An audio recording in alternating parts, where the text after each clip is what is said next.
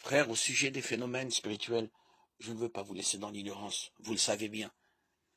Quand vous étiez païen, vous étiez entraîné sans contrôle vers les idoles muettes. C'est pourquoi je vous le rappelle. Si l'on parle sous l'action de l'Esprit de Dieu, personne ne dit Jésus est un maudit. Et personne n'est capable de dire Jésus est le Seigneur sans l'action de l'Esprit Saint. Les dons de la grâce sont variés, mais c'est toujours le même Esprit. Les fonctions dans l'Église sont variées, mais c'est toujours le même Seigneur. Les activités sont variées, mais c'est toujours le même Dieu qui agit en tous. Chacun reçoit le don de manifester l'Esprit en vue du bien de tous. À celui-ci est donné grâce à l'Esprit, le langage de la sagesse de Dieu. À un autre, toujours par l'Esprit, le langage de la connaissance de Dieu. Un autre reçoit dans l'Esprit le don de la foi. Un autre encore des pouvoirs de guérison dans l'unique Esprit.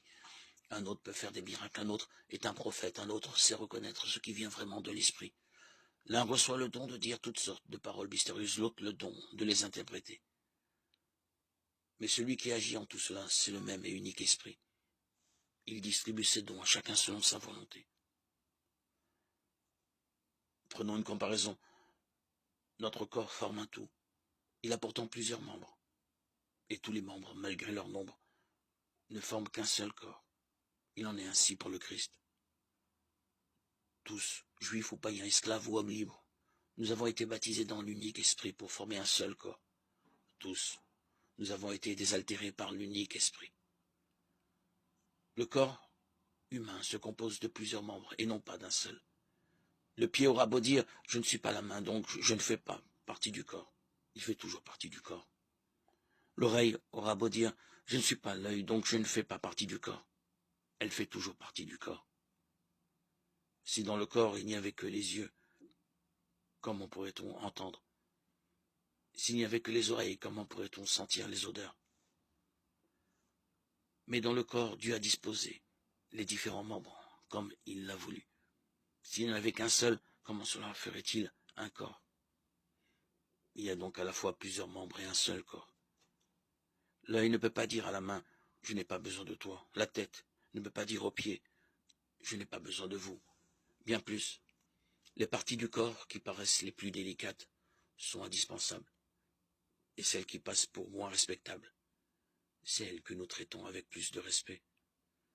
Celles qui sont moins décentes, nous les traitons plus décemment. Pour celles qui sont décentes, ce n'est pas nécessaire. Dieu a organisé le corps de telle façon qu'on porte plus de respect à ceux qui en est le plus dépourvu. Il a voulu qu'il n'y ait pas de division dans le corps, mais que les différents membres aient tous le souci les uns des autres. Si un membre souffre, tous les membres partagent sa souffrance. Si un membre est à l'honneur, tous partagent sa joie. Or, vous êtes le corps du Christ, et chacun pour votre part, vous êtes les membres de ce corps.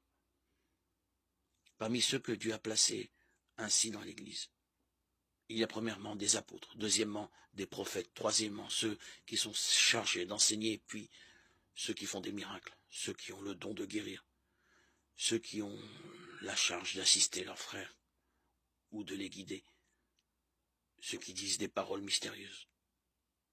Tout le monde, évidemment, n'est pas apôtre. Tout le monde n'est pas prophète, ni chargé d'enseigner. Tout le monde n'a pas à faire des miracles, à guérir, à dire des paroles mystérieuses ou à les interpréter. 1 Corinthiens 12, 1, 30.